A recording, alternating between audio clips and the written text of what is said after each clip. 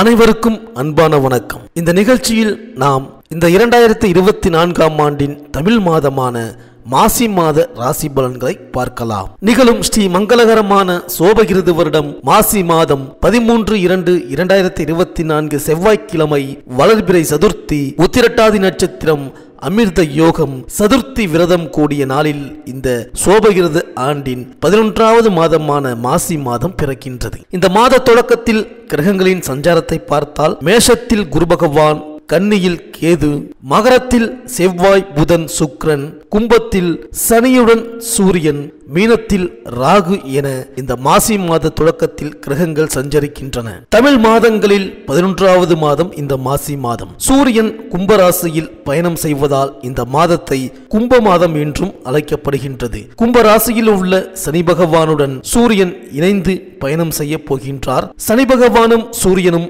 எதிர்கிரகங்கள்.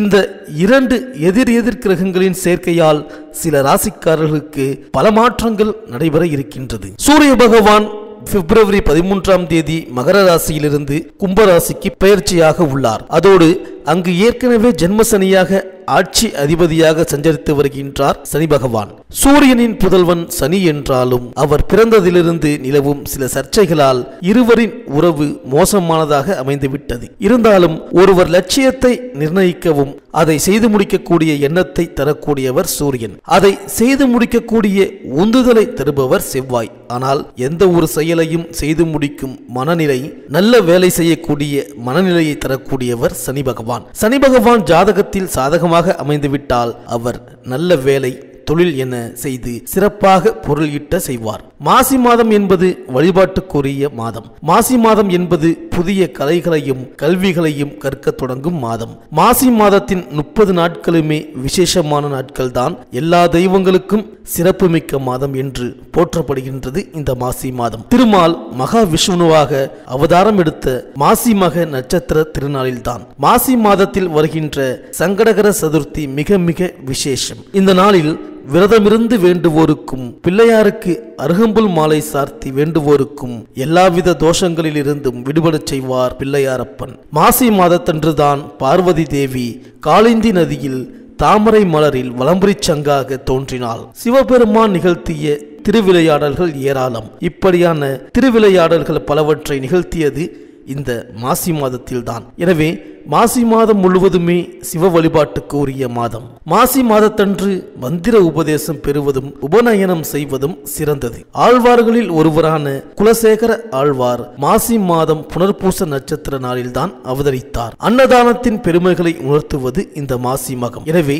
மாசி மாதத்திலும் மற்ற அனைத்து மாதங்களிலும் எல்லா நாளிலும் நம்மால் முடிந்த அளவுக்கு அன்னதானம் செய்வது விசேஷம். இது 3 மடங்கு பலன்களை தரும். அப்பனுக்கு பாடம் சொன்ன சுப்பையா என்கின்றோம். மாசி மாத பூச நட்சத்திர தினத்தில்தான் முருகப்பெருமான் சுவாமி மலையில் தன் தந்தை சிவபெருமானுக்கு உபதேசம் செய்தார். மாதந்தோறும் வருகின்ற ஏகாதேசியே சிறப்பு மிக்கதுதான். அதே போல மாசி மாதத்தில் வருகின்ற ஏகாதேசியில் விரதம் இருப்பது மகா புண்ணியம், சகல தோஷங்களையும் போக்கும். பிரம்மஹத்தி போன்ற பெரும் பாவங்களை போக்கி பேய்க்கும் நற்கதி கொடுக்கும் இரு ஏகாதேசிகள் வருவது இந்த மாசி மாதத்தில் தான். உயர் படிப்பு படிக்க விரும்புபவர்கள், ஆராய்ச்சி செய்ய விரும்புபவர்கள் மாசி மக நாளில் அவற்றை தொடங்கினால் அதில் சிறந்து விளங்கலாம். அந்த துறைகளில் எடுத்துக்கொண்ட கல்வியில் மிகப்பெரிய உச்சம் தொடலாம். ஆத்மார்த்தமாக ஈடுபடுங்கள், உங்கள் பிரச்சனைகள் அனைத்தும் நிறைவேறும். இந்த மாசி மாதத்தில் கிரகங்களின் பெயர்ச்சியை பார்த்தால் மாசி 1ஆம் தேதி சுக்கிரன் மகர ராசிக்கு பெயர்ச்சியாகின்றார். மாசி 1ஆம் தேதி புதன்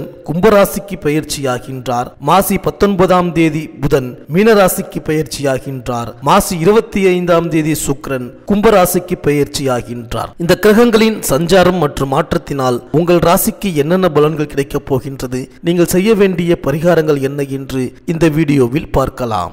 புத பகவானை ராசிநாதனாகவும் மிருகசீரிடம் 3, 4ஆம் பாதங்கள், திருவாதிரை, புனர்பூசம் 1, 2, 3ஆம் பாதம் வரை பிறந்த மிதுன ராசி அன்பர்களே, இந்த மாசி மாத கிரக நிலைகளை ஆராய்ந்து பார்க்கும் பொழுது உங்களது இனம் புரியாத சஞ்சலங்கள் அனைத்திற்கும் தீர்வை தருகின்ற மாதம் இந்த மாசி மாதம். இந்த மாதம் தொடங்கி முதல் வாரம் முடிவதற்குள் எதிர்கால உயர்வுக்கான அனைத்து அதிர்ஷ்டங்களையும் சந்திக்கப் போகின்றீர்கள்.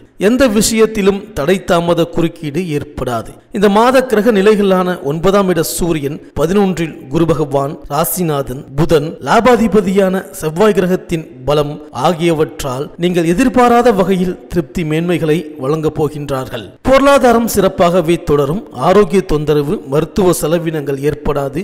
அத்தியாவசிய கடமை விஷயங்கள் உபரியாகவே பூர்த்தியாகும். மேலும் உங்கள் வாழ்க்கை துணையுடனான ஒற்றுமை குறைவு பிரச்சனைகளில் முதல் வாரம் கடந்த பிறகு இனிமையான தீர்வு ஏற்படும். உத்தியோகம், பணி, பதவி, பொறுப்பு விஷயங்களில் சங்கடம், வீண் பிரச்சனைகள், அதிகாரி சக ஊழியர்கள் மூலம் ஏற்பட்டிருக்கின்ற நெருக்கடிகள் விலகும். இந்த மாதத்தில் மிருகசீரிட நட்சத்திர அன்பர்கள் ஏகபோக வளர்ச்சிகளை, சந்தோஷ மாற்றங்களை சந்திப்பீர்கள். கடன், கன்னி, வம்பு வழக்கு விஷயங்களால் பாதிப்பு நெருங்காது. பூர்வீக சொத்து சம்பந்தமான வில்லங்க விவகாரங்களில், கோர்ட், காவல்துறை, பஞ்சாயத்து பிரச்சனைகளில் உங்களுக்கே சாதகம் உண்டு. திருவாதிரை நட்சத்திரக்காரர்கள் இந்த மாதம் தொடங்கி 15 தினங்கள் வரை கவனமாக செயல்பட வேண்டியது அவசியம். அதன் பிறகு போராட்டமும் பிரச்சனைகளும் ஓய்ந்துவிடும். இந்த மாசி மாதம் முதல் வாரம் கடந்த பிறகு புனர்பூசம் நட்சத்திரக்காரர்களுக்கு திடீர் வருமானம், இரட்டை லாபம், பரிசு, பண ஆதாய வரவுகள் என்று களை கட்டப் போகின்றது. இந்த மாத புதன், வெள்ளி மற்றும் சனிக்கிழமைகளில் அபரிமித சகாய காரிய பலித மேன்மைகள் உண்டு. மேலும் இந்த மாதம் 1, 4, 5, 8, 15,